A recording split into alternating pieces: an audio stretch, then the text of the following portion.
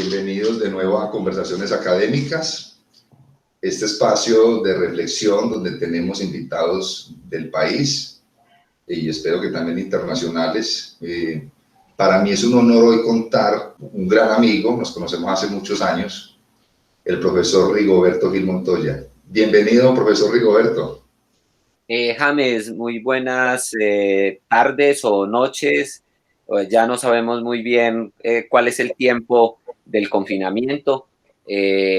Muchas gracias por recordar esa vieja amistad que hemos tenido, sobre todo porque eso nos ha permitido siempre tener diálogos en torno de libros, de música, de reflexiones académicas, etcétera.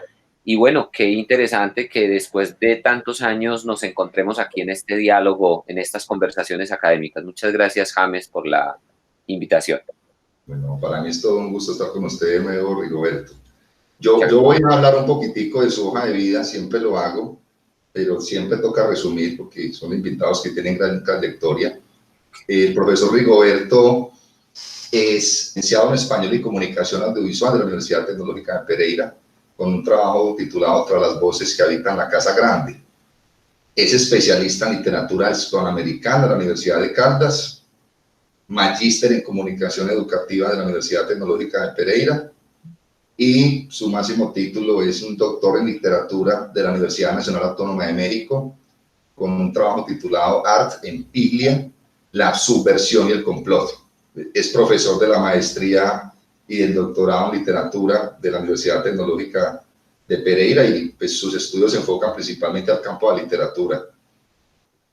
Bueno, ha publicado más de 30 artículos y más de 10 libros y ha tenido una serie de reconocimientos.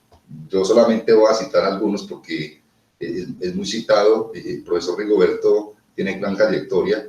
Su primer publicación, El laberinto de las secretas angustias, en 1992. Podemos citar otra, Perros de paja, del año 2000, Retazos de ciudad, Pereira visión caleidoscópica, y sus últimos textos, El unicornio azul y El museo de la calle Donceles. Como reconocimientos, muchísimos reconocimientos también, tiene reconocimientos desde 1987 en la Corporación Biblioteca Pública Ramón Correa Pereira, y sus últimos premios, quizás de los más importantes, Premio Simón Bolívar en su edición 42 en la categoría crítica con un trabajo titulado Ricardo Pliglia, Cenizas de plata quemada, publicado en la revista Malpensante. Premio Nacional de Literatura con su novela Unicornio Azul, Universidad de Antioquia en el año 2014, y pues premio también de historia, premios de ensayo, menciones honoríficas, solamente cité algunos. Entonces yo quiero que empecemos, Rigoberto, con lo siguiente, que es una pregunta que le hago a todos mis invitados. ¿Cómo fueron sus inicios en la academia? Yo voy a decirle antes de que me conteste la pregunta, porque sobre usted se ha escrito mucho, yo lo estoy investigando mucho. Primero, hay una gran, no sé si es que se están, entre varios municipios están peleando su nacimiento, que dicen que la Delia, que la Virginia o que Pereira. Bueno, empecemos desde ahí. ¿Cómo fueron sus inicios y de dónde es originario? Bueno, James, muchas gracias. En realidad yo nací en la Virginia, pero de esas cosas que mi mamá, no sé, a los días de haber yo nacido en la Virginia, nos fuimos a vivir a La Celia y allí me bautizaron. Entonces, digamos que por eso es la ambigüedad de si soy de la Virginia o si soy de la Celia. En realidad, por documentos, pues soy de La Celia Risaralda. Pero claro, nací en la Virginia y tengo además pues un nexo muy especial con ambos municipios. ¿Cómo fue mi inicio en la academia? James, yo creo que fue desde muy temprano, sobre todo porque pues yo decidí a estudiar en la Normal Nacional Mixta de Pereira. O sea que yo desde un comienzo en el bachillerato supe que iba a ser profesor y por tanto ya mis inclinaciones iban por el lado de la docencia. El asumir la docencia implica asumir también una labor académica ya de entrada por el hecho de que hay que preparar clase, por el hecho de que hay que organizar contenidos, hay que discutir algunos temas. Digamos que ahí empiezo desde muy joven ya a asumir mi rol como docente, y ya pues cuando hago la licenciatura que usted comentaba ahora, la licenciatura en comunicación español y comunicación audiovisual, cuando yo ya la inicio, yo ya había empezado a escribir algunos textos, algunas historias, ya había participado en un taller literario que para mí fue muy importante, y asumo que lo mío va a ser el ejercicio de la docencia. Digamos que yo siempre he asumido que ese ejercicio de la docencia es un ejercicio intelectual. No soy capaz de concebir el ejercicio de la docencia simplemente como un oficio. Un oficio lo puede desempeñar mucha gente, pero una labor intelectual tiene que ser parte de la profesionalización, tiene que ser parte del emprendimiento profesional, de los retos, y en ese orden pues empiezo desde muy joven ese rol. Fui profesor en primaria, fui profesor en bachillerato. Para mí fue esencial toda esa labor que desempeñé en toda la educación media, porque me permitió, cuando llegué a la universidad ya como profesor a finales de los años 90, yo ya, digamos que tenía un conocimiento muy cercano de lo que implica la docencia a nivel de la educación media, y como entré a una facultad de educación y a un programa de licenciatura, diría que esa experiencia anterior o esa experiencia como profesor en el aula de clase, en las instituciones educativas, me sirvió mucho para comprender también cuál debía ser mi rol como profesor de una licenciatura, en vista de que sabía que la responsabilidad era muy grande, y por tanto eso es lo que en buena medida ha orientado mi camino académico en ese ejercicio intelectual, que por supuesto está vinculado con el ejercicio de la escritura, con el ejercicio del ensayo, con el ejercicio de la historia y con todos esos temas que hacen parte de mis búsquedas personales, pero al mismo tiempo de mis búsquedas profesionales para, sobre todo, fortalecer mi ejercicio como profesor. Sobre los escritores, porque estamos conversando acá, hay veces se inventan fábulas, se inventan historias, quizás también con un afán literario, no generalmente pues como para hablar mal, sino como para antes provocar al lector.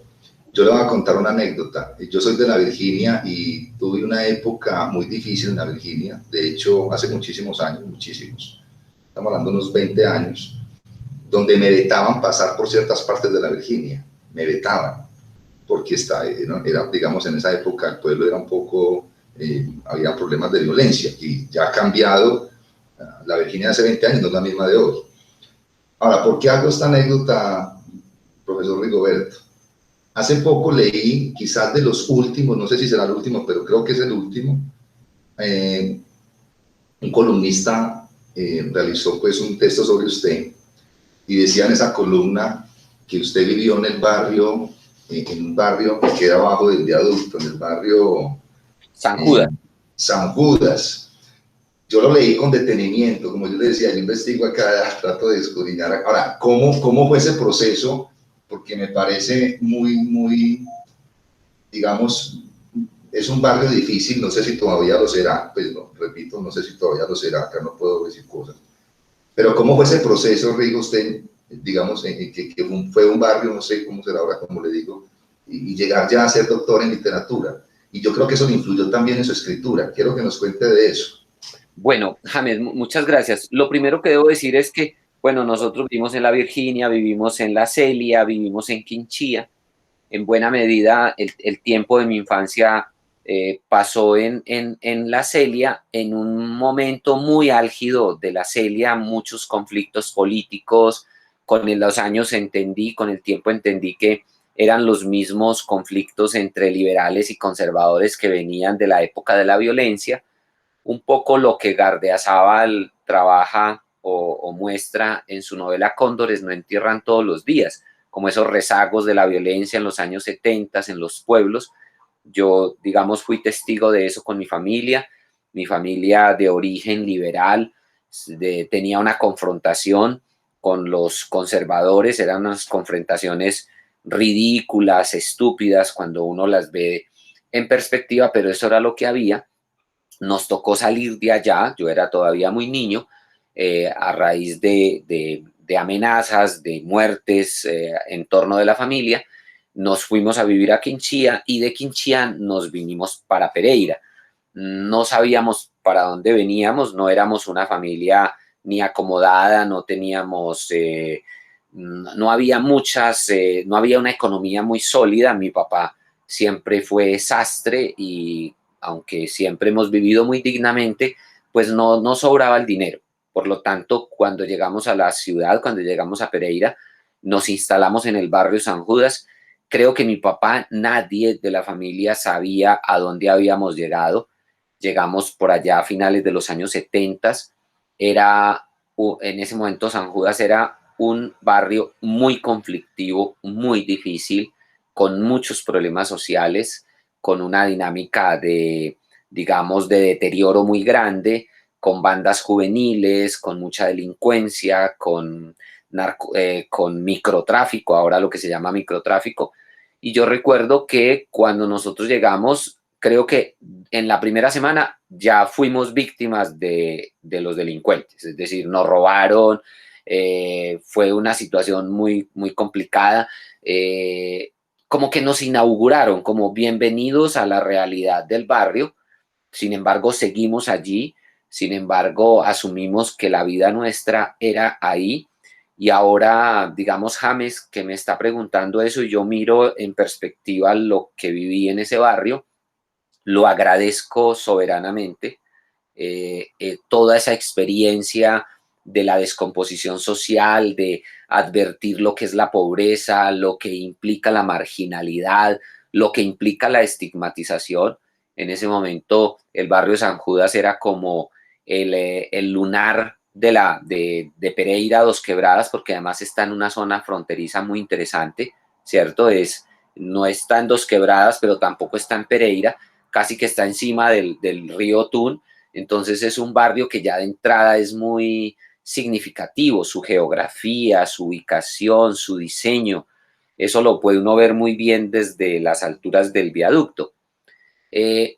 Para resumir, esa vida allí me formó mucho, me formó como persona.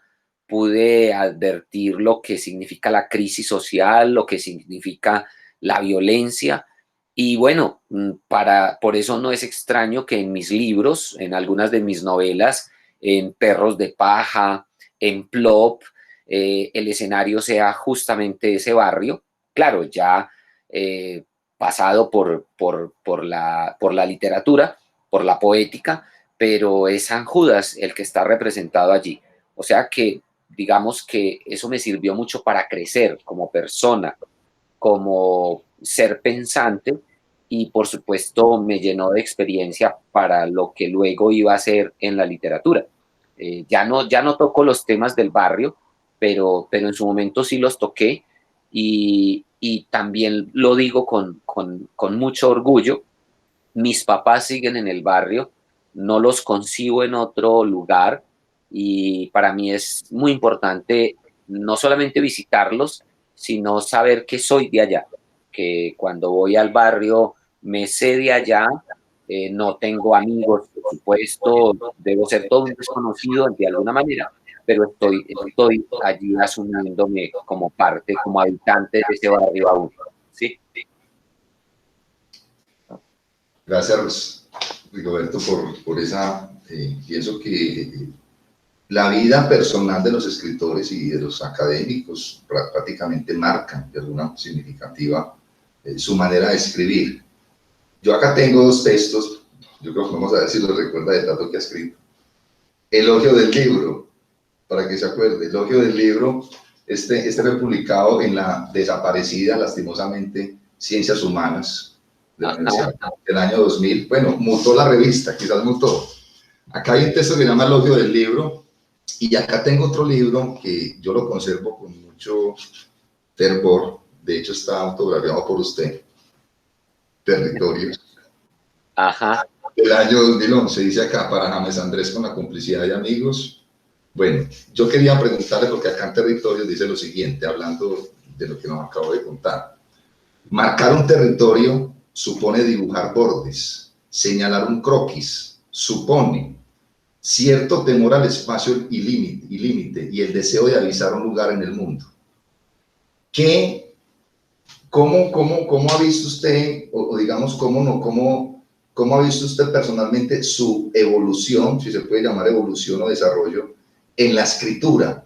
Digamos, desde una escritura, desde un texto que lleva 20 años, supongamos, a cómo escribe ahora. ¿Cómo se percibe a usted mismo en ese desarrollo en su escritura? ¿Cómo ha mutado? Sí, James, qué bueno que haya tocado este momento, este tema del límite del territorio, porque cada vez estoy convencido de que el ejercicio de la escritura, el ejercicio de la literatura es un ejercicio de ordenar un mundo, de trazar un mapa, de buscar unos límites o de romper esos límites. De ese muchacho de los años 80 que empieza a escribir cuentos, después escribe una novela sobre la toma del Palacio de Justicia, después pasa a tratar temas complicados, críticos, como lo que hago en Plop o en Perros de Paja, que es la violencia urbana, al que les está hablando hoy. Ha habido, por supuesto, una evolución muy grande, y la evolución ni siquiera, James, tiene que ver con los temas. Creo que los temas pueden seguir siendo los mismos. Me sigue interesando mucho el tema de lo urbano, me sigue interesando mucho el tema de la violencia, de la descomposición social. En mi Unicornio Azul trato el tema de las luchas estudiantiles. Me interesa todo ese universo, y digamos que en ese sentido sigo siendo fiel a unos temas. ¿En qué veo yo el cambio? Primero, en la conciencia frente a la escritura. En este momento tengo una conciencia mayor, lo cual implica un respeto mayor por el empleo de las palabras, por el empleo del lenguaje, un respeto enorme por el decir, qué es lo que tengo para expresar, un conocimiento mayor del lenguaje, de las palabras, cómo emplearlas, qué decir con ellas, qué aportar con ellas o qué discutir con ellas. Esa conciencia la tengo, digamos, más marcada, lo cual me hace más reflexivo, si se quiere, más maduro, en el sentido en que cuando asumo o enfrento el reto de escribir un texto, sea ensayo, sea crónica, sea novela, quien lo está haciendo tiene una completa conciencia de lo que está haciendo. No asumo nunca el ejercicio de la escritura como un ejercicio de inspiración o de espontaneidad. Eso no me cabe, eso lo he aprendido en todos los años que llevo en mi ejercicio como profesor. Eso siempre lo estoy diciendo en los talleres a los que me invitan, en mis clases, cuando hablo de los libros y de los autores que me enseñan mucho, y que quiero compartir esa experiencia que he tenido de lectura sobre esos libros. Siempre hago mucho énfasis en esto, en que cuando nos enfrentamos a una obra literaria que llegamos a considerar una obra de arte, que nos fascina por la forma como ha sido construida, siempre hago énfasis en que detrás de ese libro hay una alta conciencia de escritura. El que ha escrito ese libro nos está transmitiendo esa experiencia, y por eso uno se asombra y uno se maravilla frente al hecho de la construcción de lo literario, no por ser producto de la inspiración, sino de la labor consciente, en este caso, de las palabras y del lenguaje. Profe Rigoberto, digamos que hay muchos tipos de escritores, muchos tipos de literatura, dependiendo de la época. Pues usted es un experto en literatura latinoamericana y pues tiene su doctorado en literatura, lo trabaja aquí. Yo quisiera enfocar como esto a lo siguiente, porque es algo que uno escucha mucho, que también lo lee. De hecho, en el Renacimiento se ve mucho esto. ¿Vive un escritor, usted considera que un escritor vive más encerrado en sus libros, en un mundo ficticio, crea mundos, o vive más en el mundo real? ¿O eso depende del escritor? ¿Cuál es su percepción frente a esto? Bueno, es una pregunta muy difícil, pues como de aclararse bien, por una razón, James. Cuando se tiene conciencia de escritura y se tiene conciencia de lo que implica construir a partir de un conocimiento del lenguaje, de las palabras y del mundo, pues uno tiene conciencia de que está construyendo, si es novelista, está construyendo un mundo de ficción, está construyendo un mundo mentiroso, un mundo que no existe, solo existen las palabras, solo existe en la obra. Si uno está construyendo una crónica o un reportaje o un texto de no ficción, uno sabe que está confrontándose con la realidad, que su relación con el mundo es una relación más clara, más transparente, si se quiere, supeditada a lo ético, a la comprobación, a la verificación. Digamos que es importante tener esa claridad. Cuando se está escribiendo y se está escribiendo con conciencia, seguramente el escritor pasa a formar parte de ese mundo que está construyendo. Mientras lo escribe, mientras está en él, como le pasa al lector, muy seguramente el escritor también se mete en ese universo. Pero como es un trabajo consciente, es un hecho que cuando se deja de trabajar en ese material o en ese proyecto, uno vuelve a su realidad, ¿cierto? Entonces uno recuerda que tiene que pagar las facturas de la luz, pues que tiene que asumir la responsabilidad del hogar, si tiene hijos, pues hay que atender las obligaciones del hogar, etcétera. Digamos que ahí hay una diferencia que es importante tener en cuenta porque no es bueno, no sería bueno mezclar las cosas, porque podría simplemente uno también faltar como a un principio de realidad, ¿cierto? Es decir, la realidad que tenemos es una realidad compleja, conflictiva, es una realidad en la que hay obligaciones, en las que hay cuidados, problemas de salud. La realidad es muy compleja en sí misma. La realidad que uno construye, en este caso en la literatura, también es compleja, pero es otra realidad. Creo que es bueno siempre esa separación en ese orden, porque pues de lo que se trata también es de la salud mental, ¿no? De no confundir, porque pues puede de pronto ser nocivo para lo que uno realmente quiere hacer a conciencia y con tranquilidad. Sí. En la sociología, yo hace poco entrevisté a un sociólogo. Se habla mucho de la identidad, el concepto de identidad cultural, pero yo quiero acá que hablemos de identidad en literatura. Entonces, uno encuentra, usted también conoce de historia la literatura, y la literatura es un campo muy amplio. Entonces, una cosa es la literatura china, la literatura europea, la literatura rusa, africana. ¿Cuál cree que es la identidad de nuestra literatura latinoamericana? ¿Se puede hablar de una identidad en la literatura latinoamericana? ¿Qué nos diferenciaría de otros tipos de literatura? Bueno, esa es otra pregunta difícil. Yo diría que en el campo de la literatura en América Latina, James, yo hablaría de una suma de identidades, más que de identidad. Cuando uno estudia a conciencia ciertas tradiciones literarias que a mí particularmente me interesan, digamos, siempre me ha interesado la literatura chilena, la literatura mexicana, la literatura argentina, que es una de las literaturas que más conozco, o la literatura colombiana. Uno encuentra que hay unos matices y hay unos tratamientos y hay unas preocupaciones diversas, muy distintas entre un país y otro.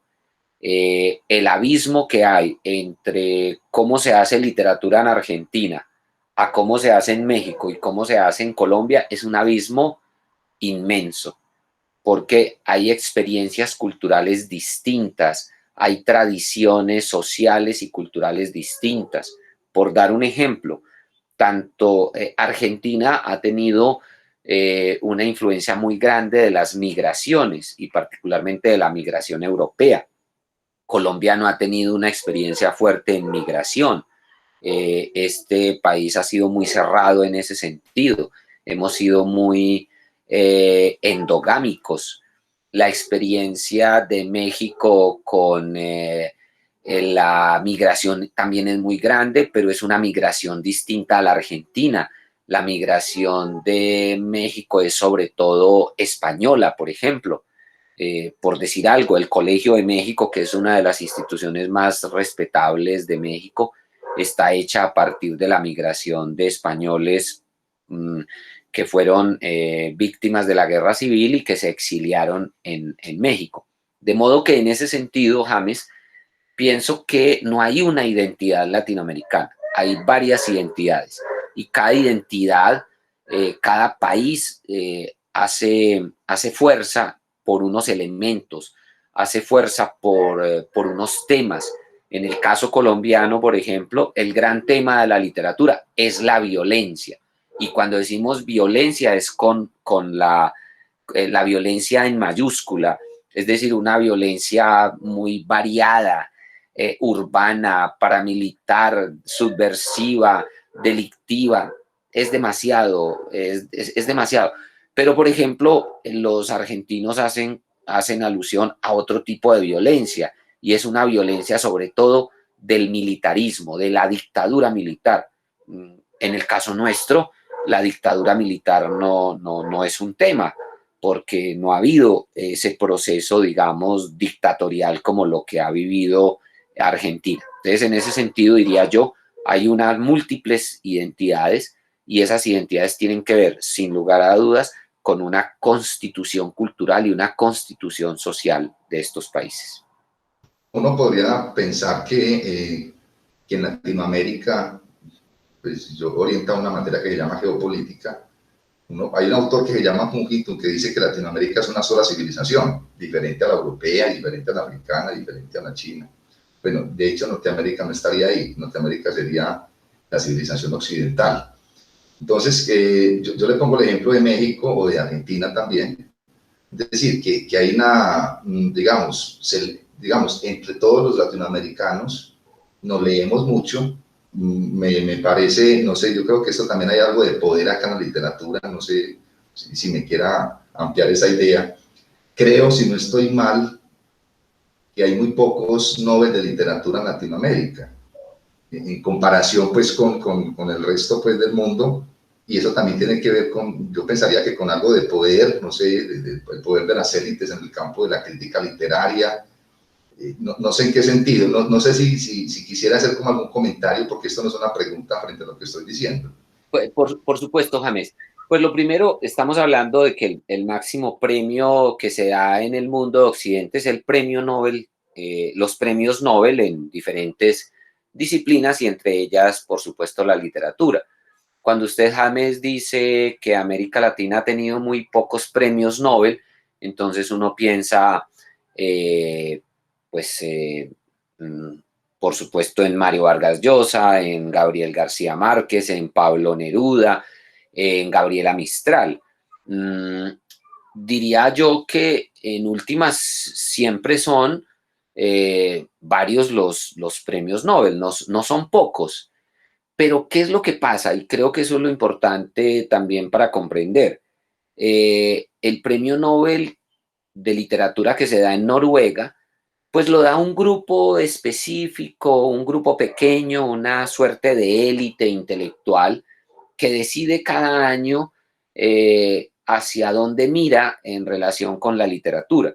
Es muy difícil pensar que ese premio va a dar cuenta real, objetiva de lo que está pasando en el mundo. Es muy difícil. Es más, yo siempre he pensado que el premio Nobel es un premio muy político, lo cual está bien. Sobre todo cuando hay países que están en problemas sociales, en miserias, cuando hay situaciones dictatoriales, cuando hay asuntos sociales muy complejos, no es extraño que de pronto se premie a un autor de esos lugares.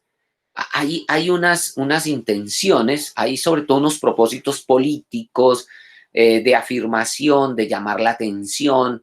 De alguna manera el premio tiene esa connotación, una connotación política.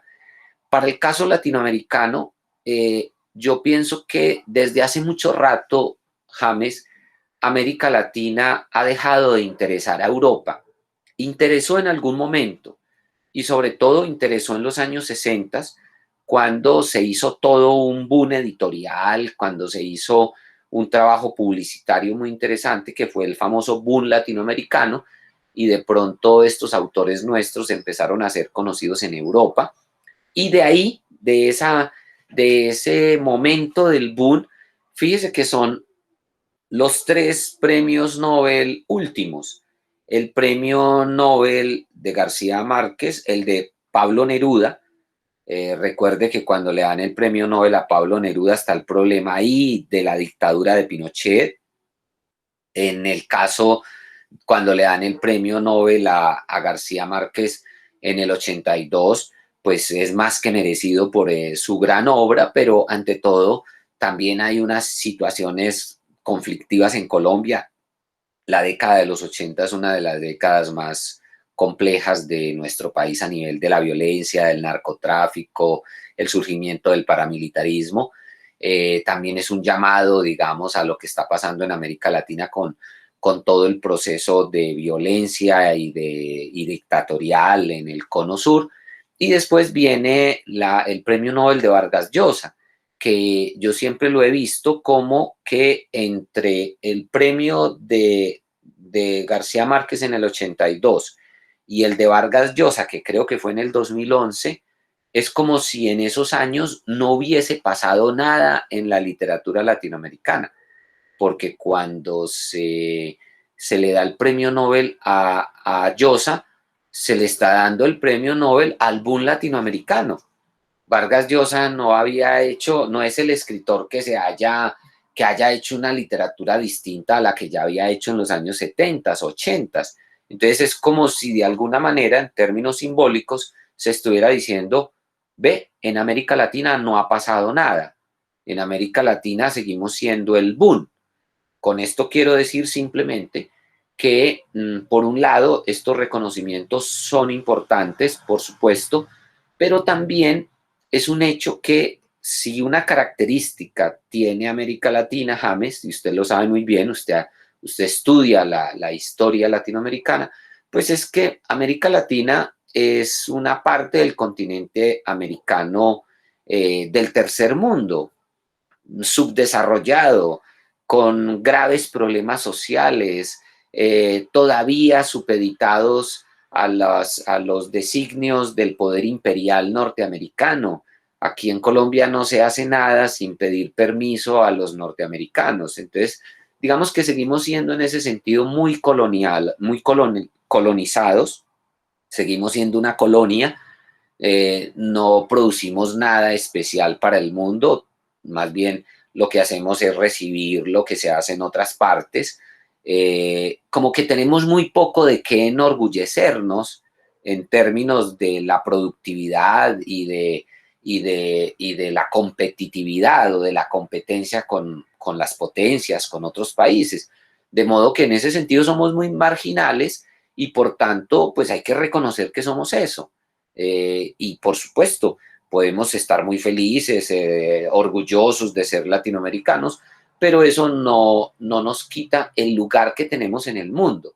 Y el lugar que tenemos en el mundo es muy pequeño, ¿Usted no ha notado que la mayoría de presidentes norteamericanos de los últimos años, Bush, Obama, cuando les preguntan dónde queda Colombia y dónde queda América Latina, casi que no saben decir dónde están, dónde estamos nosotros?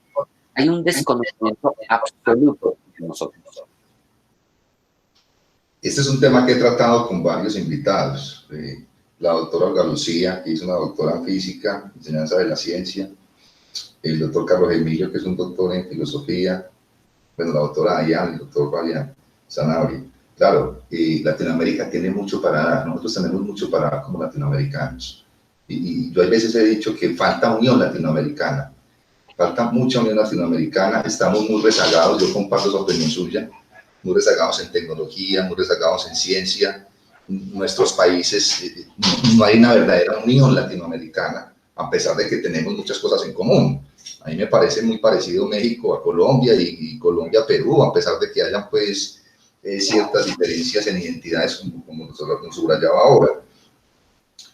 Pero bueno, tenemos que sacar seguir adelante con nuestros ejercicios académicos y que realmente nos reconozcan. Enrique Dussel, por ejemplo, es un gran pensador latinoamericano que ya es reconocido a nivel mundial y poco a poco vamos sacando más a relucir frente al mundo lo que somos como latinoamericanos. Profe Rigoberto, voy a decirle Rigoberto. Por favor, James, claro que sí, por favor. Mira, Rigoberto, usted también es un crítico literario y yo le he hecho esta pregunta a varios amigos también que están sometidos en el campo de la literatura. Y esta pregunta me causa mucha curiosidad. ¿Cómo un crítico literario sabe que un libro es bueno? A ver, quiero como subrayar más esta pregunta. ¿Hay algún tipo de objetividad en el análisis literario? ¿O eso tiene que ver con la recepción del público? Quiero poner otro ejemplo, qué pena digo. Por ejemplo, novelas como Harry Potter se volvieron súper famosas y la escritora se volvió súper famosa, bueno, otras novelas. Entonces, hay una objetividad en esa crítica literaria, como para no determinar que un libro es bueno, o eso tiene que ver con la receptividad del público. Yo soy un convencido, James, que sí hay una objetividad. Hay una objetividad y esa objetividad tiene que ver con que la literatura hace parte de una tradición. Es decir, nadie se hace escritor a partir de cero. Nadie se hace poeta a partir de cero. Hay una tradición en la que ese escritor y ese poeta se instalan. La tradición literaria nuestra es una tradición occidental fundamentalmente, una tradición que reconoce unos inicios en la Grecia, en Roma, y a partir de ahí aparece una tradición occidental muy fuerte, muy potente, que no se puede desconocer. ¿Por qué digo que sí hay una objetividad? Hay una objetividad porque cuando uno se hace lector, cuando uno se hace crítico, uno tiene unas formas de acercamiento a la obra literaria. Por eso hablamos de teoría, por eso hablamos de crítica, por eso hablamos de lingüística, por eso hablamos de filología, por eso hablamos de sintaxis, hablamos de semántica. Si no hubiese eso, James, entonces cualquier cosa que se escribiera, por el solo hecho de que alguien la escribe y cree que lo que escribió está bien, todos lo tendríamos que aceptar. Y entonces sería simplemente un relativismo que nos haría daño, sencillamente porque todo entonces, por el solo hecho de que alguien diga que está escribiendo literatura, sería suficiente. Yo voy a contarle una anécdota, puede ser muy simple, pero creo que ilustra esto que quiero expresar del trabajo objetivo frente al reconocimiento o no de lo que es literatura. Lo primero que tengo que decir es que no todo mundo está en condiciones de, bien sea por formación, bien sea por visión de las cosas, no todo mundo está en condiciones de ser crítico literario.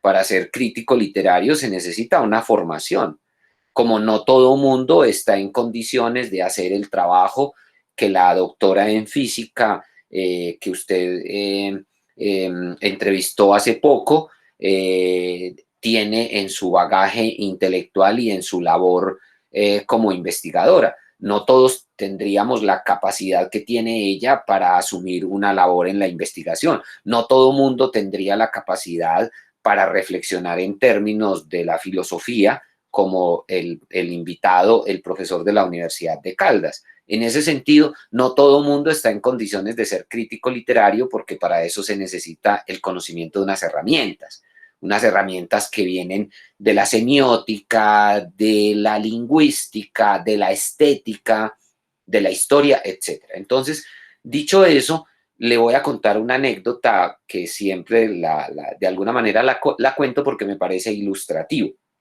Yo estaba en el centro de la ciudad, James, y de pronto me invitaron a una conferencia, yo iba a dar la conferencia, yo estuve en la charla, di la charla, etcétera, y de pronto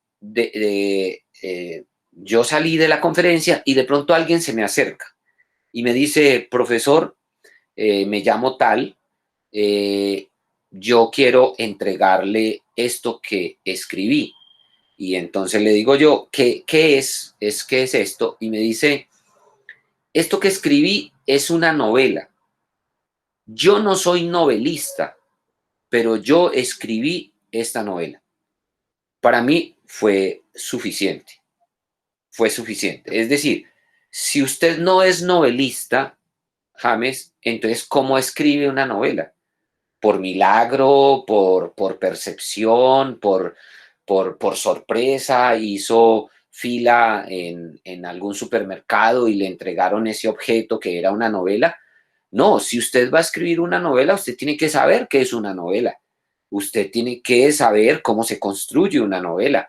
Usted no me puede salir ahora con que escribió una novela sin saber qué es una novela. Usted no me puede salir con que escribió un cuento sin saber qué es un cuento, cómo se escribe un cuento, cómo lo han escrito los grandes autores. Esta anécdota revela justamente eso. Cuando hablamos de un crítico literario y estamos partiendo de la base de que es un crítico serio, que tiene, primero, tiene formación, segundo, tiene criterio, tercero, tiene maneras y formas y procedimientos para determinar si un texto es válido o no.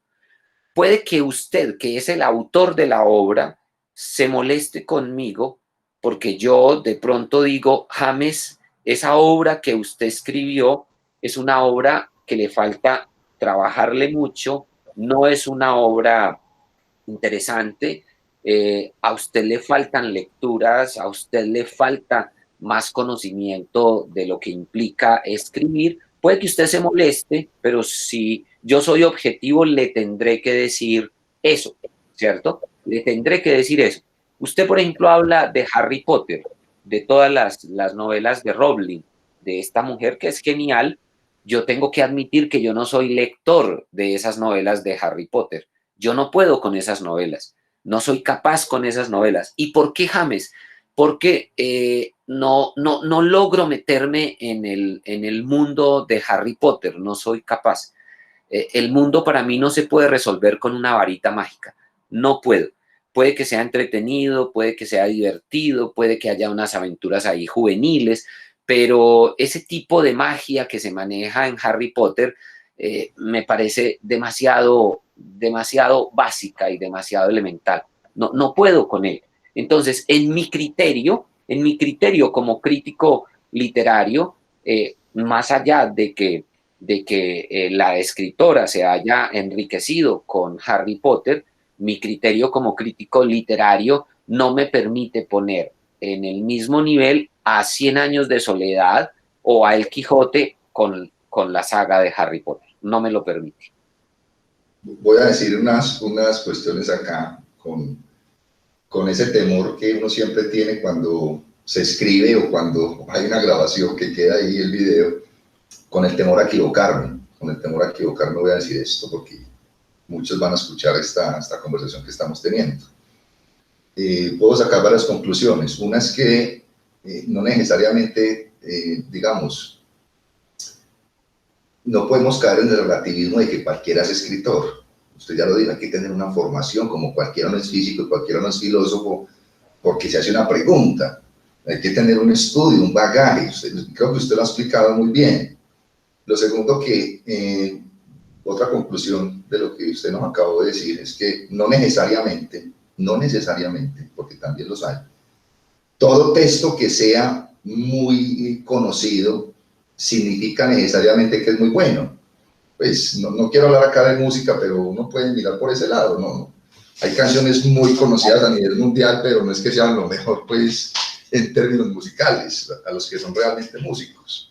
Y yo podría llegar como tentativamente, con temor a equivocarme, a las dos conclusiones. Entonces, siguiendo como este hilo conductor, aunque no me gusta que una conversación tenga un hilo conductor, porque me gustan las conversaciones fluidas, y que uno no sabe qué va a aparecer de nuevo, pero yo hace mucho tiempo escuché a Eduardo Galeano, lo escuché, lo respeto, lo admiro, también tengo mis diferencias con él, indudablemente. Y él decía lo siguiente, o sea, voy a y yo lo complemento con lo que voy a decir acá. Hay muchos géneros en la literatura, muchísimos. Desde la poesía hasta el ensayo, me acuerdo de Montaigne, yo hice mi trabajo en Michel de Montaigne de pregrado. De hecho, en filosofía uno encuentra autores como Nietzsche, que trabaja aforismos. Hace poco el profesor Julián Serna publicó un libro, no lo conozco todavía, tiene que ver como que menos es más, o sea, escribir como en aforismos. Sí. Entonces hay muchos géneros: crónica, narrativa, cuento, novela, poesía, ensayo. ¿Por qué es considerada la novela la cumbre de la literatura? Es decir, o se lo pongo de otra manera, ¿es la novela la cumbre de la literatura?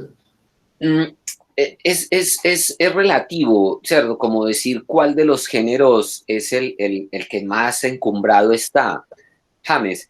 Sin embargo, creo que a nivel editorial, a nivel de mercado, a nivel de distribución, sin duda la novela está por encima. Nosotros el año pasado con la Universidad de Caldas, con el profesor Octavio Escobar Giraldo, que es un excelente escritor y profesor, y con la Universidad Tecnológica de Pereira y otras entidades, hicimos una convocatoria para la escogencia de cuáles serían las 200 novelas, novelas no, las 200 obras literarias o no literarias de los 200 años de vida republicana en Colombia. Y sin duda, James, el género mayor escogido en esas 200 obras es la novela. Insisto, tiene que ver con que la novela, de todas maneras, en términos de Balzac, la novela es todo un retrato de la sociedad, ¿cierto? Es un cuadro de costumbres de la sociedad.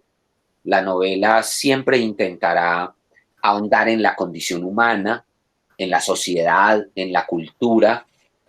La novela tiene muchos elementos a favor, sobre todo porque escudriña en la condición humana, sobre todo porque vivifica al ser humano y lo pone en situaciones que, por supuesto, necesariamente son interesantes, en situaciones graves, la enfermedad, el dolor, la violencia, el desamor, todo lo que forma parte de la condición del ser social. La novela se trata mucho de esas temáticas, esas problemáticas, contrario a lo que puede suceder en otros géneros. Digamos, en el ensayo, pues la reflexión tiene que ver con unos tópicos, con unos temas, con unos problemas que no necesariamente, digamos, pueden tocar el alma del individuo. Usted me dirá, ¿qué pasa con la poesía?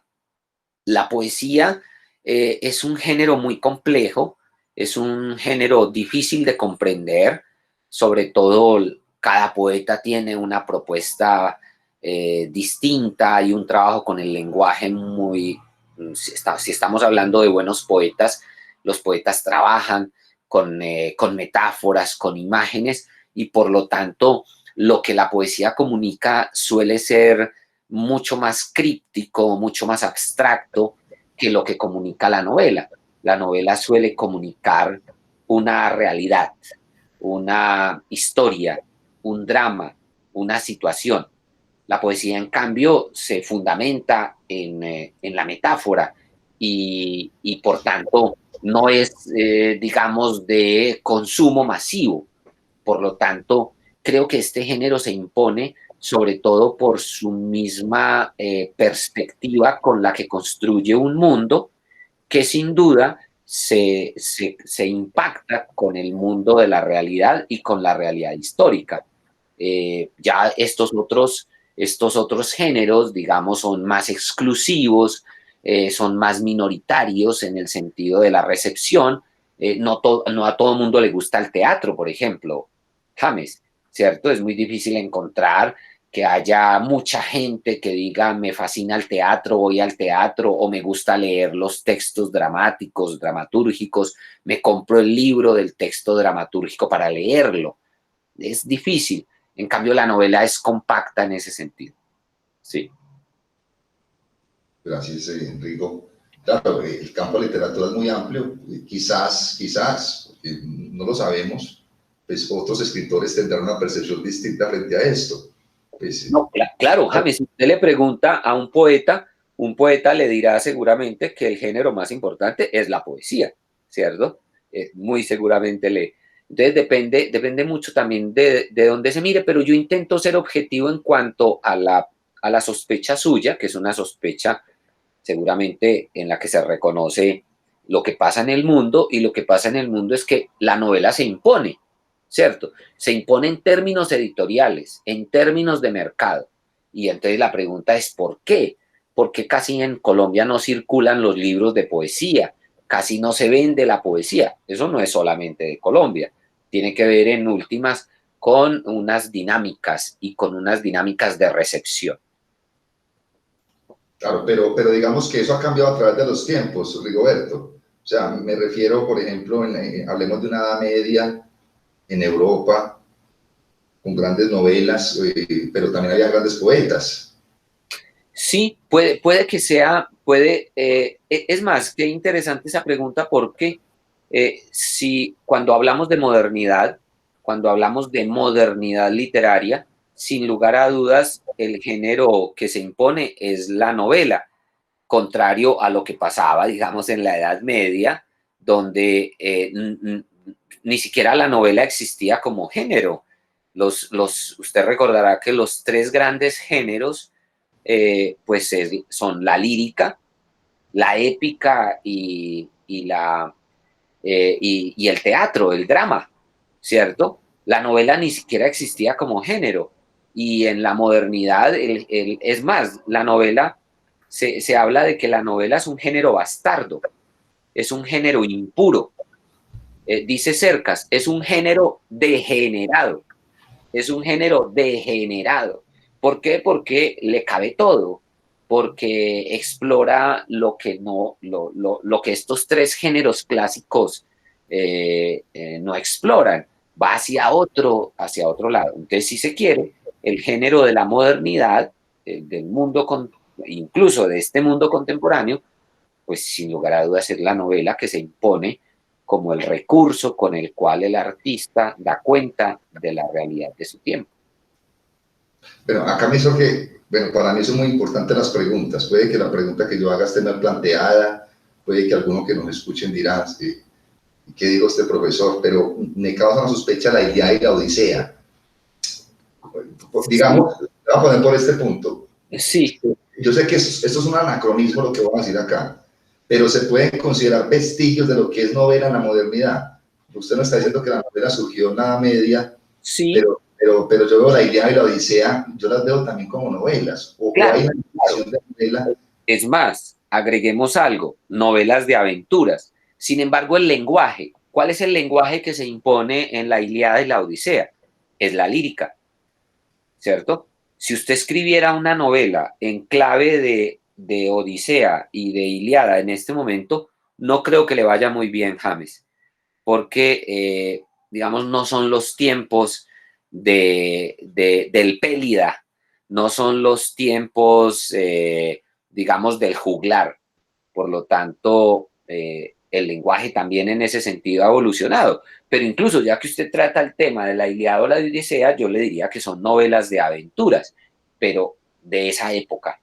Unas novelas de aventuras que se escribían con una perspectiva y con un lenguaje muy particular, en este caso la lírica, ¿no?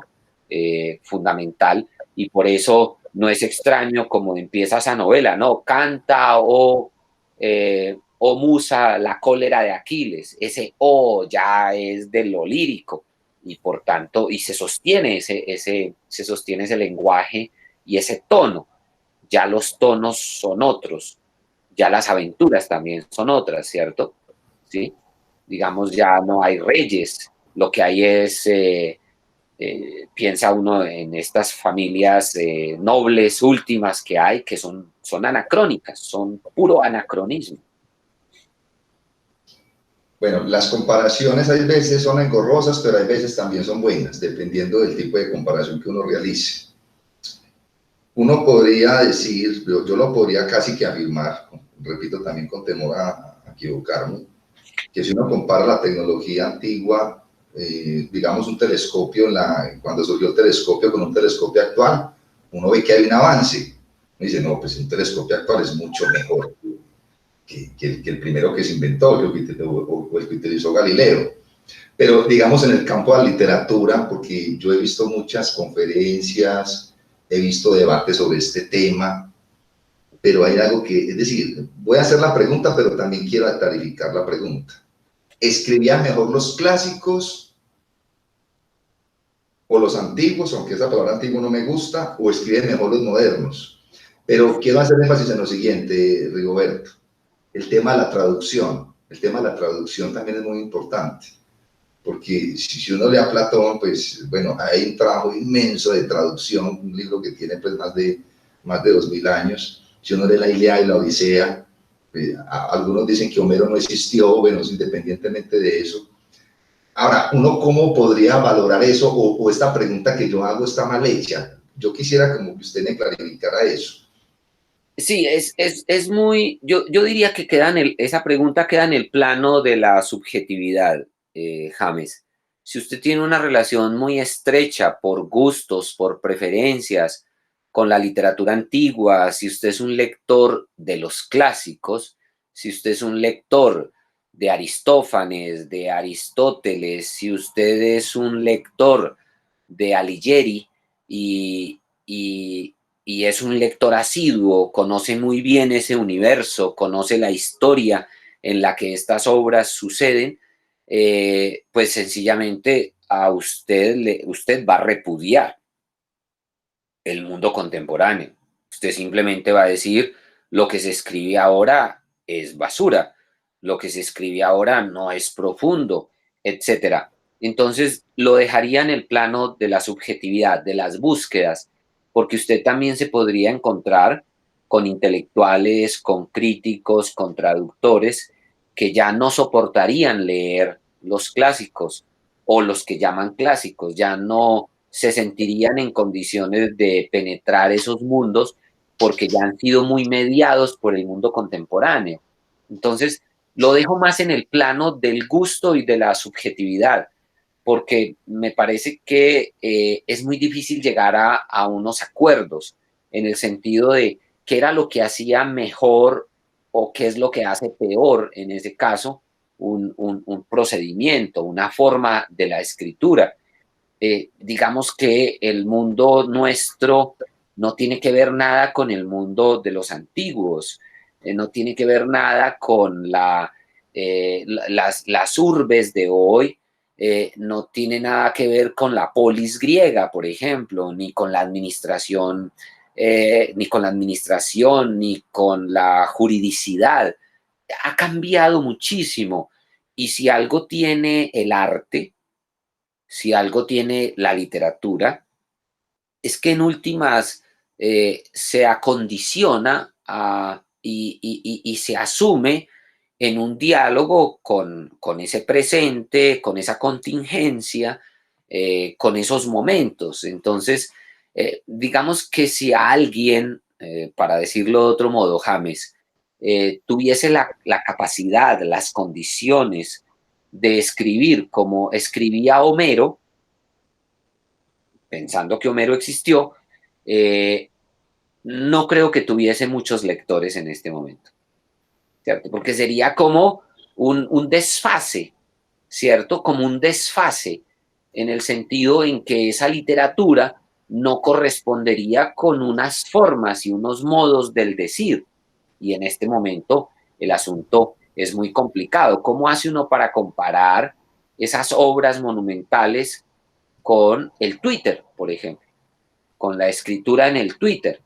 Eh, no habría manera de hacer esa comparación. Sería muy difícil, sería inútil, pienso yo. Sería inútil porque estaría más en el plano del gusto personal, de la preferencia. Yo tengo amigos, personas muy cercanas, que nada de lo contemporáneo les gusta, les resbala completamente y todas sus referencias, todas sus alusiones, todo su universo intelectual está, digamos, afincado en el siglo XVIII, ¿cierto? Y Claro. ahí llegó, ¿cierto? Yo recuerdo, a propósito, una anécdota, digamos, curiosa. Recordará usted, James, en Pereira, a Héctor Escobar Gutiérrez, el famoso Diablo. Claro. Era muy buen amigo de Eduardo López Jaramillo. Eduardo López Jaramillo fue un intelectual para nosotros único, nos enseñó muchísimo, nos enseñó a respetar el lenguaje, a respetar la labor intelectual, nos enseñó mucho. Usted recordará que Eduardo López Jaramillo era un helenista. Eduardo López Jaramillo, su estilo, sus temas, sus preocupaciones estéticas, empezaban en Grecia y terminaban en Grecia. Y entonces yo recuerdo que una vez, de una manera muy linda, muy entrañable, Héctor Escobar en un cóctel, yo fui testigo de ese diálogo. De pronto el tema era las preocupaciones estéticas, las preocupaciones filosóficas, las preocupaciones literarias de Eduardo López Jaramillo. Y de pronto Héctor Escobar Gutiérrez dijo, yo creo que la última batalla de la que tuvo conocimiento y se enteró Eduardo López Jaramillo fue la guerra del Peloponeso.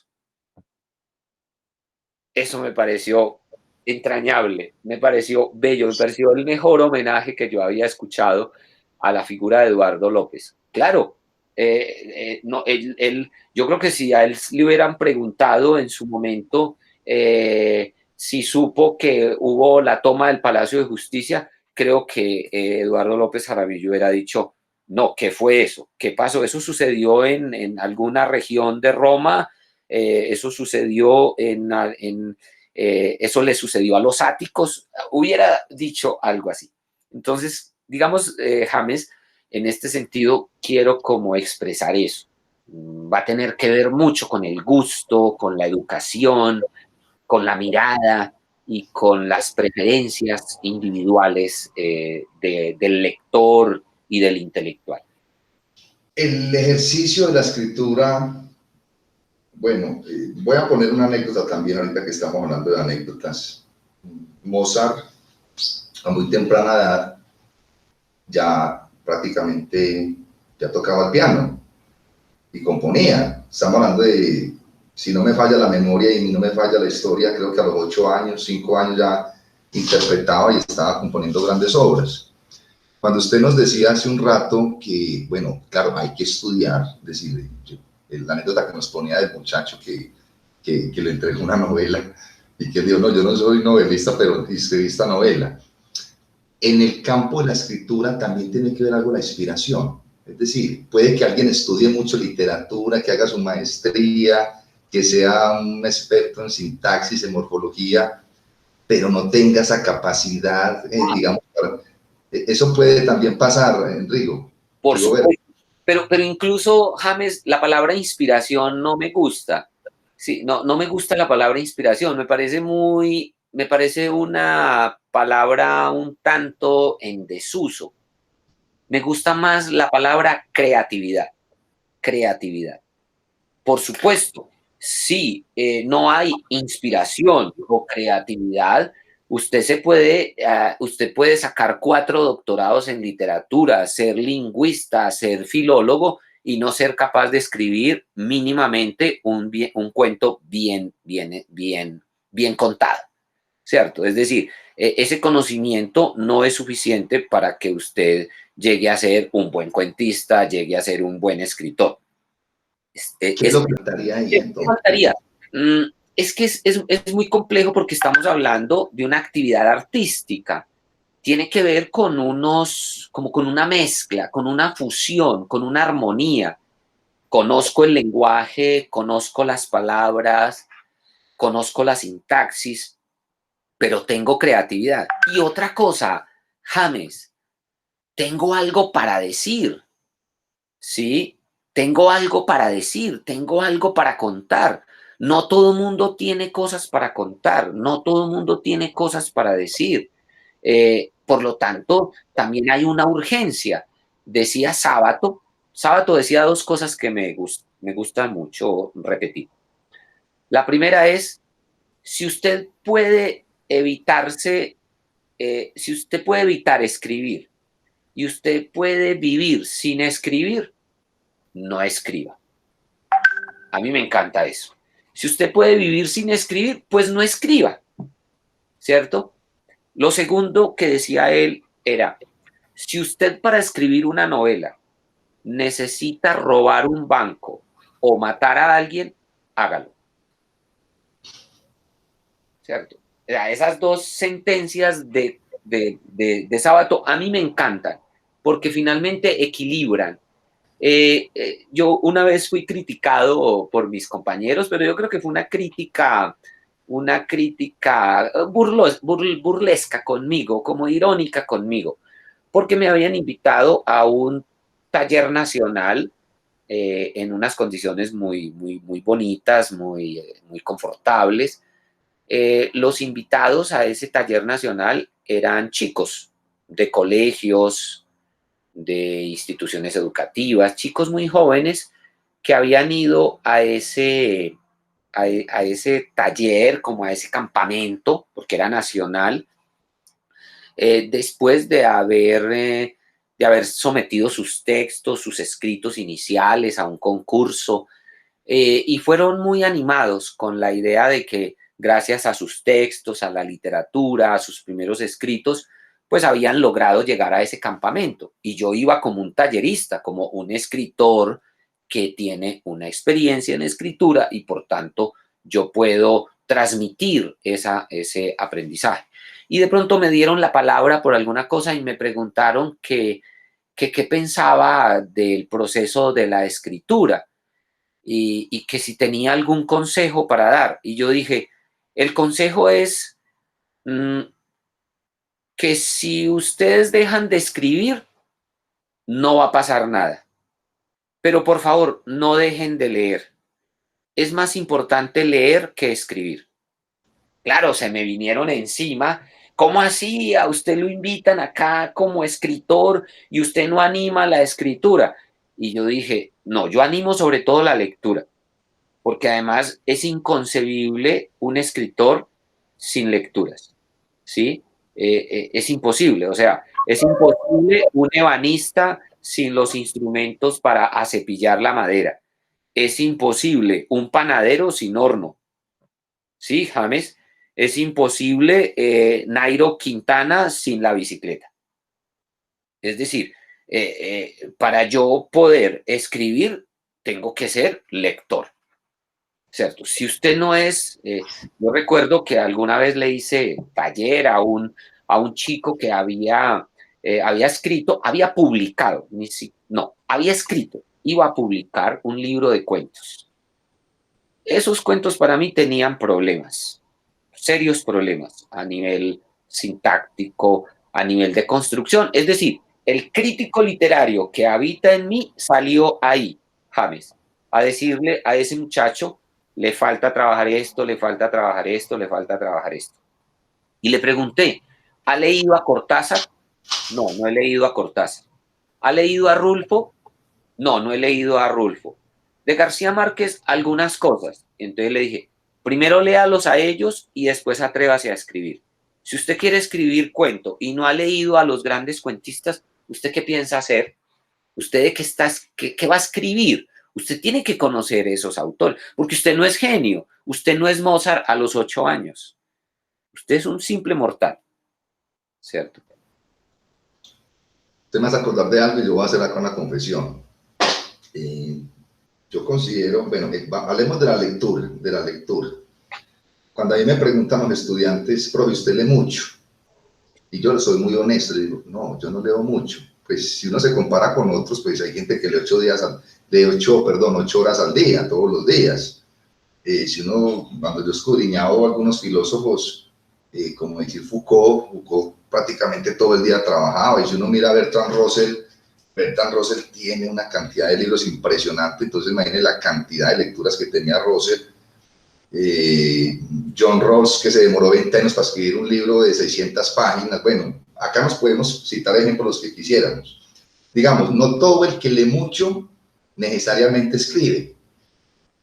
Yo podría pensar eso, pero usted está diciendo que es mucho más importante leer, porque es la materia prima si uno va a escribir. No sé si quiera complementar algo de lo que estoy diciendo. Claro, James, hay dos cosas y hablo como en mi experiencia como profesor. Yo desconfío de quienes dicen que leen demasiado. El problema no es leer demasiado. El problema es saber leer, James. Usted se puede pasar todo el día pegado a un libro leyéndolo y no comprender ni jota de lo que está leyendo. O sea, la dinámica de leer por leer no tiene sentido, ¿cierto? Porque pues uno lee para aprender, uno lee para conocer y uno lee también para asumir un pensamiento en el sentido de el pensamiento de ese autor, de ese filósofo, de ese crítico, de ese novelista, se confronta con mi pensamiento y yo construyo una realidad del mundo a través del lenguaje. Entonces, el hecho de que alguien le diga a usted que lee demasiado, pues no es suficiente. No es suficiente. La pregunta es, ¿cómo lee? Yo soy profesor de un taller de lectura y escritura y los ejercicios que yo hago en el taller de lectura y escritura, que parecen ejercicios básicos, parecen ejercicios elementales, son ejercicios muy interesantes que le muestran al estudiante cómo leer, porque además también hay que saber leer, James.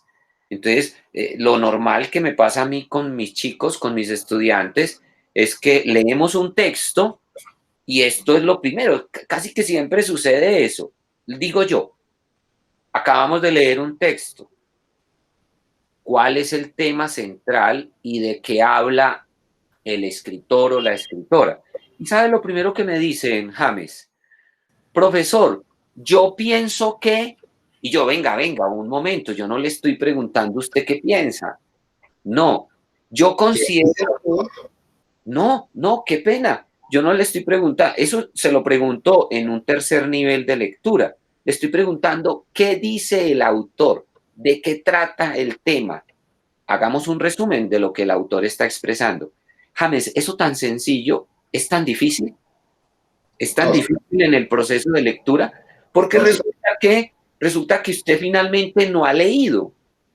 Usted, yo pienso, yo creo, yo admito, o sea, es toda su subjetividad y no ha permitido que la subjetividad de quien está leyendo entre a su mundo. Es posible que usted no esté de acuerdo con lo que el otro dice, pero al menos entienda lo que el otro está diciendo. Cuando usted entiende lo que el otro está diciendo, entonces usted ya puede tener una postura. Decir, no estoy de acuerdo, no lo admito, porque resulta que este autor está defendiendo la eutanasia. Finalmente, en todo su texto está defendiendo la eutanasia. A usted le quedó claro que el autor defiende la eutanasia. En un segundo momento, yo le pregunto, ¿de qué trata el autor? El autor trata del tema de la eutanasia y de acuerdo con sus puntos de vista, está de acuerdo con la eutanasia en estos 3 momentos. Qué bien, eso era lo que quería escuchar. Leyó muy bien. Ahora, ¿usted qué opina? Ah, ese es un segundo nivel, que a lo mejor ni siquiera me interesa. En el taller de lectura y escritura ni siquiera me interesa su opinión, me interesa que comprenda lo que lee. Entonces, lo digo, aquí se me sale el profesor, James, el profesor con la experiencia de tener a estos chicos que acaban de venir del bachillerato y que en su manera de admitir cómo leen, veo una seria falencia. Entonces, con esto, digamos, concluyo la idea. No es que por leer constantemente usted sea buen lector. Se lo digo por experiencia, James. Conozco mucha gente que dice leer mucho y tener muy pocas ideas y muy pocas claridades. Yo me ufano de esto, ya que usted me lo está tratando el tema de la lectura. Yo me ufano de esto y no me arrepiento de esto que voy a decir. Hay una sentencia de Francisco de Asís que me parece muy bella. Usted la debe conocer. La sentencia dice, deseo poco y lo poco que deseo, lo deseo poco. Esa sentencia a mí me parece, deberíamos tenerla como en todo nuestro horizonte. Deseo poco y lo poco que deseo, lo deseo poco. Creo que se acabaría el capitalismo si todos la practicáramos. Indudablemente. El capitalismo se acabaría.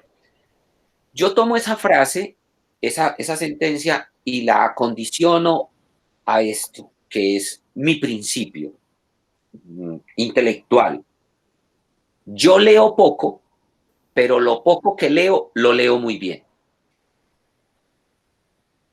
Leo, Claro. pero lo poco que leo, lo leo muy bien. No bien, lo leo muy bien, porque me lo impongo como un ejercicio constante.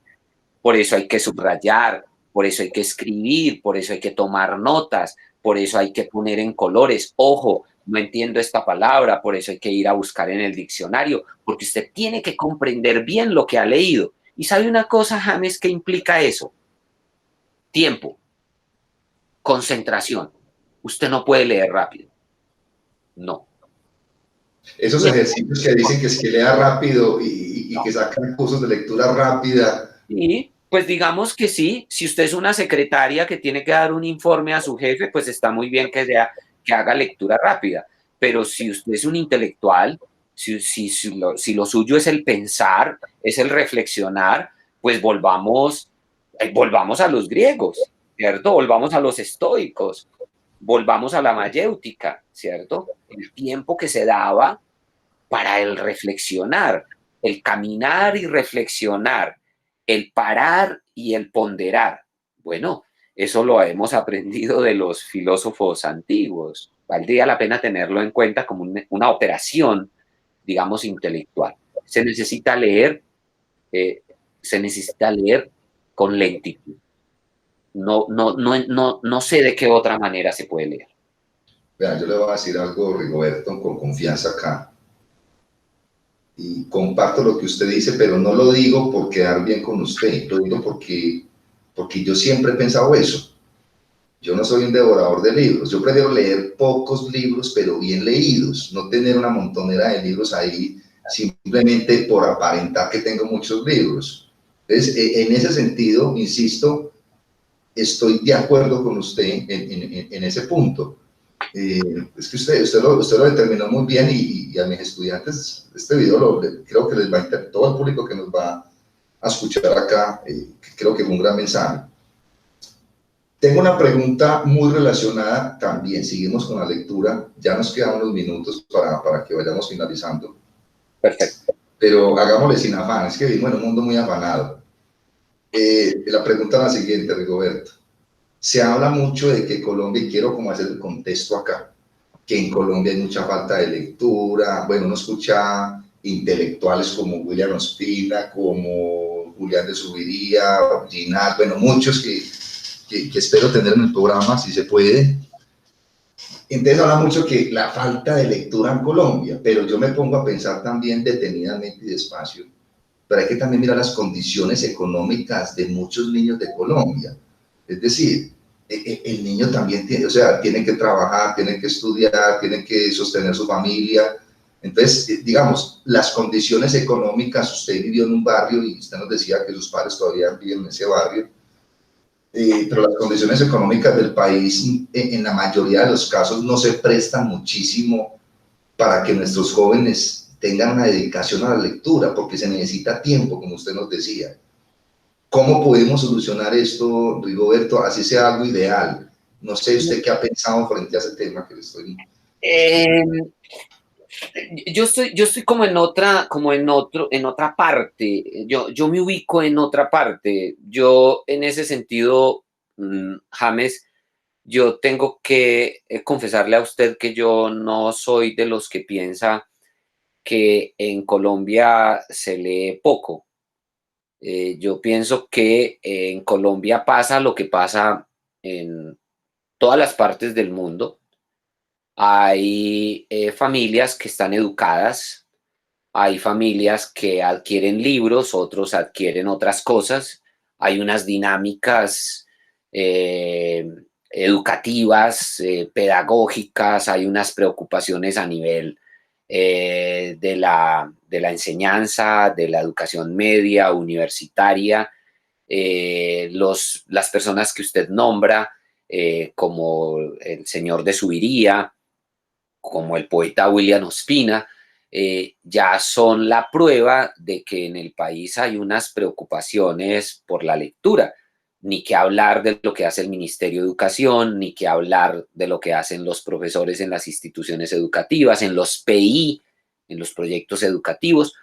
Todo está dado para eso y hay avances en los procesos y en las dinámicas de la lectura. Hay unas situaciones complicadas a a nivel económico, a nivel social, hay degradación social, hay descomposición, pero yo le podría asegurar que quienes son criminales, que quienes han cometido delitos, mínimamente se han leído un libro en la vida, ¿cierto? Pensemos en, no sé, en Campo Elías Delgado, a propósito del personaje de la novela Satanás de Mario Mendoza. Campo Elías Delgado era un excelente lector, e incluso cuando comete el crimen en Poseto, lo recordará usted, llevaba en su abrigo el libro Jekyll y Hyde. O sea, leía a Stevenson y sin embargo asesinó. Entonces, digamos que los buenos lectores tampoco, el buen lector tampoco es sinónimo de buen ciudadano, quiero decir. Quiero decir que si fuéramos buenos lectores seríamos menos violentos. Yo no creo, no creo. No creo que una cosa sea consecuencia de la otra. Y creo que hay todo un sistema educativo, un sistema político preocupado por esos asuntos. Porque además voy a decir otra cosa, James, por eso yo estoy como en la contraparte. Los chicos de hoy, mis estudiantes, incluyendo a mi hijo, son lectores, son otro tipo de lectores, leen también de otra manera. Las redes sociales, los videoclips, toda la literatura digital, el Twitter. Hay otras maneras de lectura. Por lo tanto, estos chicos nuestros, esos que aparentemente no leen, leen mucho, solo que leen de otra manera, solo que sus preocupaciones son otras también, porque están, digamos, en una sociedad y en una realidad que les implica unos consumos, que les implican otro tipo de lecturas, otro tipo de textos, de intertextos. Digo esto por lo siguiente, James.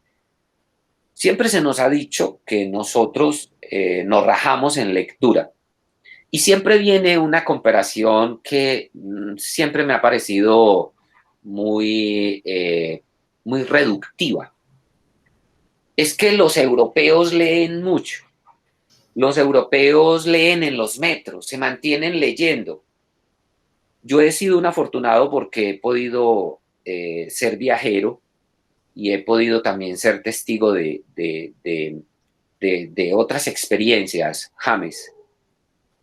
¿Sabe cuál fue la experiencia que me quedó cuando hice algún recorrido por Europa y que me preocupé por ver qué leían los europeos, los franceses, los españoles en el metro? Puro bestseller, puro bestseller. Es decir, era el libro de moda. Harry Potter 142, ¿sí? La chica del tren 123. El Señor de los Anillos. ¿Perdón? El Señor de los Anillos. El Señor de los Anillos. Es decir, obras que ya han sido traducidas a la imagen visual y eso gusta mucho. Si usted es lector de bestseller, desde mi formación profesional, de mi formación en el área de la literatura, no necesariamente yo lo consideraría un buen lector, digamos, o un lector con un nivel, digamos, de los que se piden en los buenos lectores. No necesariamente. Y no quiero ser en este sentido peyorativo, James, pero el hecho de que usted en el metro esté leyendo las obras bestseller, no necesariamente eso es óbice para pensar que los grandes niveles de lectura en Francia y en España son superiores a nosotros. Por el solo hecho de que usted abra el libro, no implica que usted ya sea un buen lector. ¿Qué lee? La primera pregunta es, ¿qué lee? No vi a nadie leyendo a Foucault, a Roland Barthes, leyendo a Balzac. No vi a nadie leyendo a los clásicos. Nadie estaba de pronto loco en el metro leyendo en voz alta alguna obra de Eurípides. Bueno, ese es mi punto de vista en ese sentido. Depende de lo que uno lea, es su visión del mundo. Yo he dicho en algunas ocasiones, claro que la red social como Facebook, que yo hay veces la utilizo mucho, pero trato de no esclavizarme a ella, pues porque también es el manejo que uno le dé. Claro, hay gente que dice que lee muchísimo, muchísimo, muchísimo, pero es que yo también digo, y que leer nos hace críticos. Y yo critico eso, porque eso no, para mí no es cierto, es que también depende de lo que uno lea. Depende de lo que uno lea. Por supuesto. Entonces, no necesariamente eso va a implicar que uno sea un pensador crítico, porque también depende del tipo de lectura y de la manera en que uno lea, cómo realmente se va a reflejar eso. Por supuesto. Ahí es muy importante eso que acaba de decir James. ¿Cómo leemos? ¿Y qué leemos? ¿Cómo leemos y qué leemos? ¿Cierto? Esa es como la parte esencial de la pregunta y de si elevamos o no el nivel cultural de la discusión. Por ejemplo, Colombia es un país muy polarizado, es un país, digamos, extremo, es un país muy godo, muy conservador. Quizá todas esas características del país, por supuesto, refuerzan el hecho de los niveles educativos y de los niveles culturales en Colombia. Es muy posible que todo eso se sume a la forma en que nosotros leemos la realidad. Pero, pues, intentar en ese sentido elevar el nivel como simplemente por una dinámica, digamos, gubernamental o porque llegan más libros a las bibliotecas o porque se escriben más libros, una cosa no condiciona a la otra, James. Es muy difícil. También soy de los que piensa que cuando se dice que en Colombia se lee poco es porque los libros son muy caros. Tampoco es cierto, James. El whisky también es muy caro, el ron también es muy caro, el aguardiente es muy caro, ¿cierto? Montar en avión es muy caro, ir a Cartagena es muy caro. Entonces, no, porque los libros sean caros, la gente no lee. También es una falacia, porque los libros se piratean, porque los libros se bajan de internet, porque los libros se pueden fotocopiar. Entonces eso tampoco es óbice para pensar que si los libros fueran más baratos, entonces la gente leería más. No, no, porque hay whisky caro, pero también hay whisky barato. ¿Ya? Yo quiero, ahorita que estamos hablando de lectura, voy a leer esto muy despacio. Es que a mí me fascinó esto. Yo guardo todos estos, tengo muy poquitos libros de comparación con otros. Elogio del libro. Míralo acá quiero leerlo despacio y aquí va a salir una pregunta. Esto lo escribió usted en el año 2001. Dice usted acá, elogio del libro, impronta de la memoria, testimonio del error y la verdad, prueba fehaciente de la complejidad humana. El libro teje a su modo los índices e intertextos de la cultura. Se habla de su ocaso, a veces se presiente su muerte o se anuncia su deterioro. Con todo, el libro habita entre nosotros, quizás para convertirse en dañador de la lucidez de un caballero manchego o en objeto mágico en los relatos de Borges, o tal vez para subirse hipertexto en los juegos intelectuales de Cortázar y para revelarse vehículo de invocación del poder satánico en las historias policíacas de Pérez Reverte. Nos permitimos agregar una página más a ese libro que, inevitable, se prolonga como los deseos de los hombres en su afán de inmortalidad. Es bellísimo. Aquí va la pregunta y aquí se no va a hacer comentarios sino pregunta. ¿Usted cree que va a haber un fin de la literatura? ¿Cuál cree que es, o digamos, cuál cree que es el destino de la literatura? No, no va a haber fin de la literatura, como no va a haber fin de la creatividad, como no va a haber fin de la imaginación, como no va a haber fin de las artes plásticas, como no va a haber fin de la necesidad de pintar, de esculpir, de cantar. No, James, no va a haber fin de la literatura. Puede que, y no va a haber fin de la literatura, porque la literatura está ligada a la condición humana, a la necesidad de soñar, de imaginar, de inventar, de escapar. La literatura como evasión también es importante. Se va del dolor, se va de la realidad cruenta. También como evasión el arte está allí presente como una necesidad también para sobrevivir. Entonces, en ese sentido, la literatura continuará con nosotros, es una necesidad humana, porque si usted lo advierte, cuando usted se encuentra con un amigo o con una amiga, ¿qué le dice después de mucho tiempo? Contame. ¿Qué pasó en tu vida? Contame. La sola expresión contame implica que usted está haciendo literatura, porque el otro le va a decir, ¿cómo así? ¿No supiste que me fui a vivir al exterior y allá tomémonos una cerveza y hablemos? Claro. Ahí está la literatura, la necesidad de saber del otro, de contarle al otro. Ahora en la pandemia, por ejemplo, me ha llamado mucho la atención, James, uno sale con su tapabocas, hace la cola en los bancos, en las droguerías. ¿Y qué pasa con la gente? La gente sale a hablar. Nunca he hecho una cola sin que una persona, un muchacho, un señor, me diga, esto es insoportable, yo no sé qué va a pasar, mi tío me dijo. Ay, ¿cómo así? Ni siquiera esa persona sabe que es mejor que no hable, es mejor que no me mire, es mejor que guardemos silencio. Hay una necesidad de contar. Y como hay una necesidad de contar, la literatura está allí. Es muy posible que se modifiquen, se cambien los formatos. Ahora estamos hablando del libro digital, por ejemplo. Estamos hablando del audiolibro. Todo eso, por supuesto, lo que evidencia son cambios de formatos, pero la necesidad de escribir, de inventar, de imaginar, habita con nosotros, por fortuna. Porque si no, la vida es muy aburrida, James. En pocos minutos ya. Perfecto. Yo voy a hacer lo siguiente, creo que voy a hacer 2 comentarios, pero voy a empezar pues con el primero. La mutación de la escritura. Creo que fue, no me acuerdo si fue él, pero yo lo recuerdo mucho, el profesor Bernardo Trejo Arcila.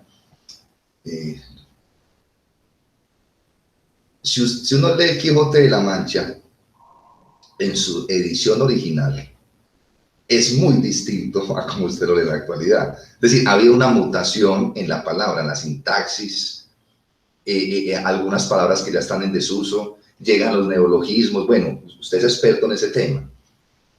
Cuando yo a veces leo redes sociales, mensajes que me llegan de WhatsApp, entonces cuando ponen, por ejemplo, ¿cómo estás? Entonces ponen una letrica ahí, o el qué, preguntan solamente la Q, y no ponen completa la palabra. O sea, yo noto, pues repito, puedo estar equivocado, como que hay una degradación del lenguaje, pero algunos dicen, no, no es degradación, es que el lenguaje muta.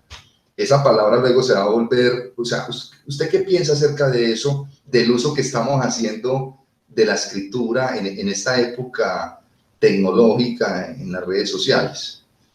James, es muy sencillo, yo lo veo muy sencillo, es un uso que se le da al lenguaje, es un uso que se le da a las palabras, pero eso no quiere decir que haya ni pobreza, yo no llamaría ni siquiera degradación, más bien son unos formatos. Estoy pensando en Twitter.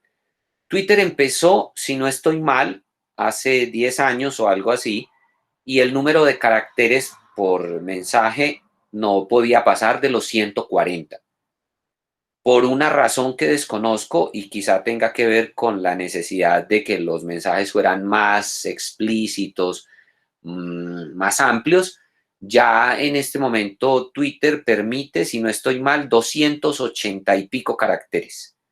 O sea, como una necesidad, una urgencia del mundo impone eso, impone unos límites, y cuando se imponen unos límites, entonces la gente se las ingenia. ¿Para qué voy a escribir ok si con la K el otro entiende? Es un uso, es un uso.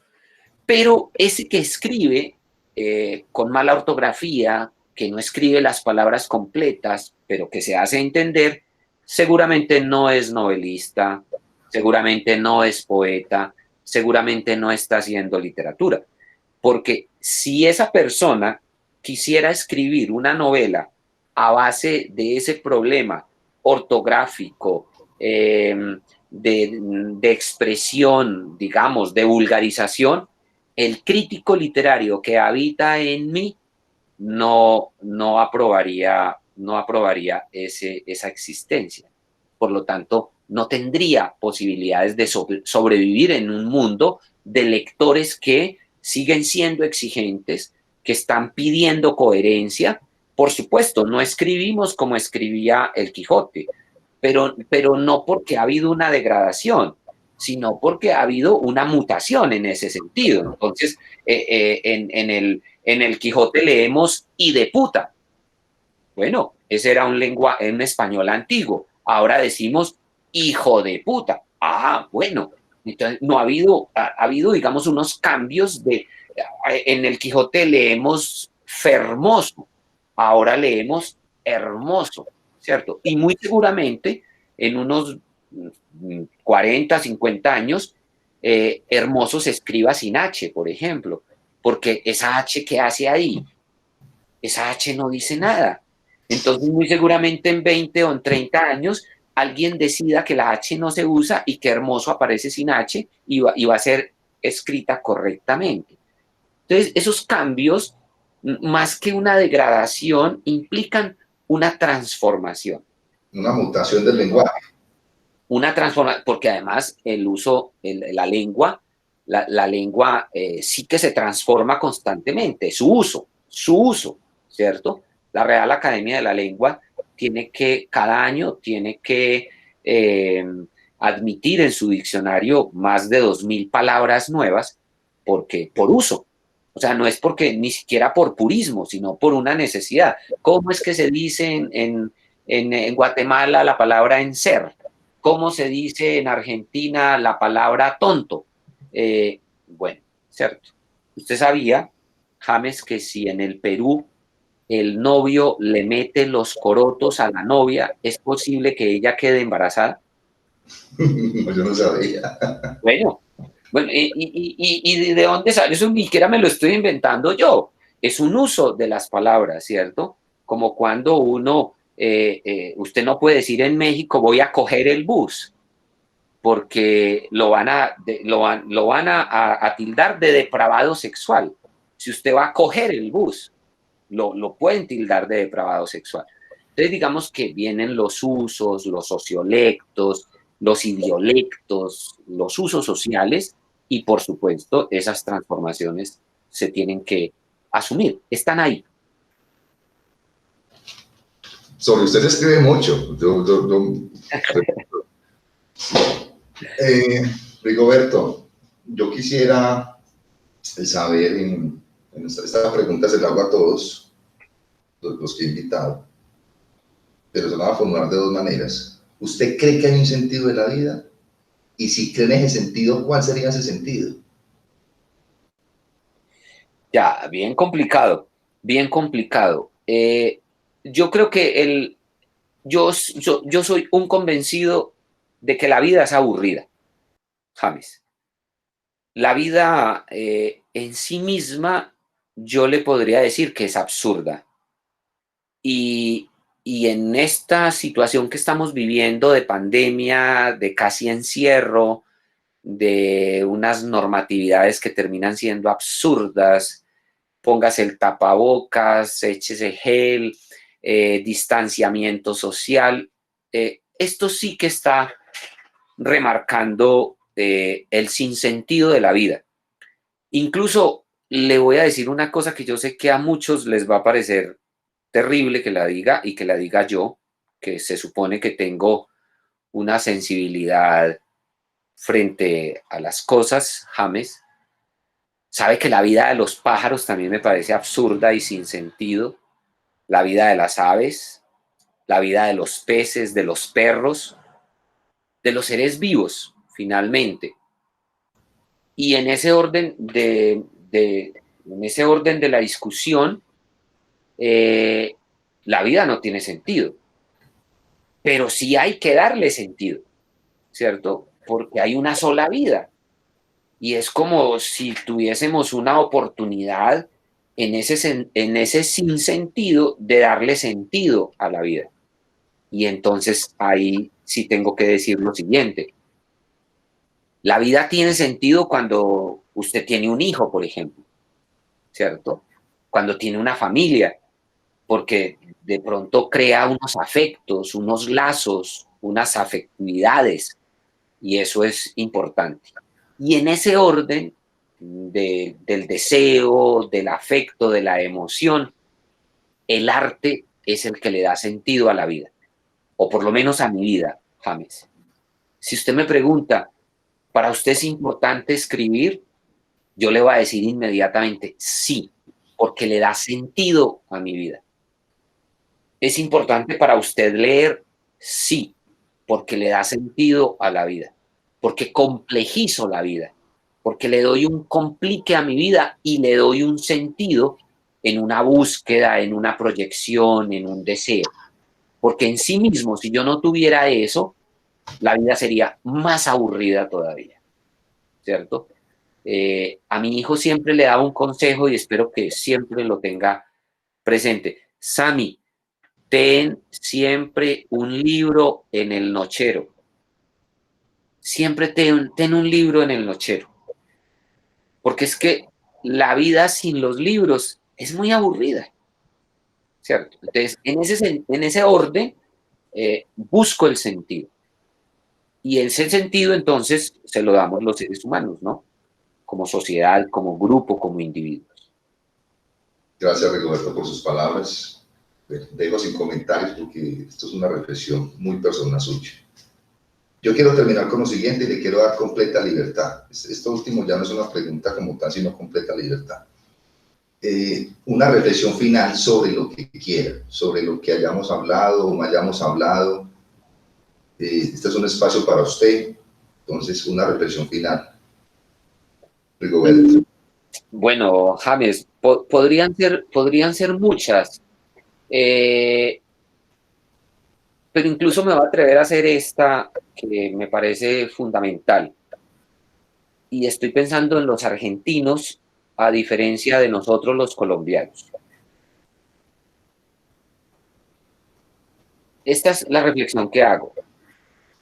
Involucremos la política en nuestra vida diaria. el ejercicio de la política, involucrémoslo en nuestra vida diaria. No veamos la política como algo que sucede en los medios, como algo que sucede en el Palacio de Nariño, como algo que sucede en el Senado.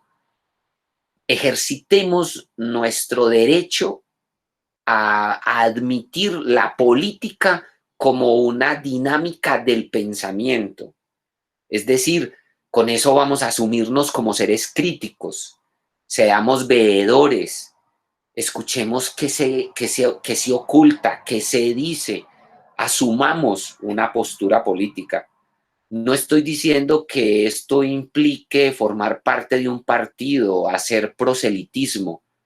Creo que si yo asumo una postura política, tengo en ese sentido unas visiones de mundo. Creo, James, que si instauramos eso en nuestro país, crecemos mucho como sociedad. Nuestro país en ese sentido, todo lo que tiene que ver con la polarización, todo lo que tiene que ver con el extremismo, todo lo que tiene que ver con la violencia, en buena medida es una falta de educación política. Y claro, vienen unos extremistas a indicarnos cómo debemos ser y nosotros no tenemos una postura política para defender, ¿cierto? Estoy pensando en el proceso de paz, estoy pensando en el posconflicto. Necesitamos un ejercicio de la política, no de la militancia, eso ya es de cada quien, un ejercicio del pensar en términos políticos. Esa sería la reflexión que yo dejaría. Uno de los objetivos de este programa Conversaciones Académicas es precisamente ese. Es decir, yo traigo acá invitados porque necesitamos pensar el país. Yo culmino cuando le envía a usted, cuando dice la invitación a este programa Conversaciones Académicas, dice al final, es que necesitamos que pensemos por nosotros mismos. Yo soy un, digamos, seguidor de Kant, de Aristóteles, en el sentido de que debemos pensar nuestra realidad también como país, no solamente quedarnos apáticos a lo que pasa en nuestro país. Entonces, comparto plenamente esa última reflexión y mirar que la literatura está muy ligada a la política. Grandes escritores que no han sido apáticos al ejercicio de la política en su país, porque necesitamos dejar como sociedad, y como yo decía hace un rato, necesitamos que Latinoamérica esté más unida. Yo le agradezco mucho, Rigoberto, para mí fue un gran gusto tenerlo acá en este programa. Un inmenso abrazo, o sea, que son un gran amigo. Gracias por todo, Rigoberto. James, un abrazo grande, sé cuida harto, por favor. Muchas gracias por este diálogo, por un diálogo muy amistoso, muy entrañable. De verdad que lo agradezco mucho y espero que quienes nos escuchen pues partan sobre todo como de la base de que esto es un diálogo, no con la intención de desherir o de incomodar, sino más bien de propiciar eso que necesitamos, un diálogo de ideas. Muchas gracias. Muchas gracias a usted.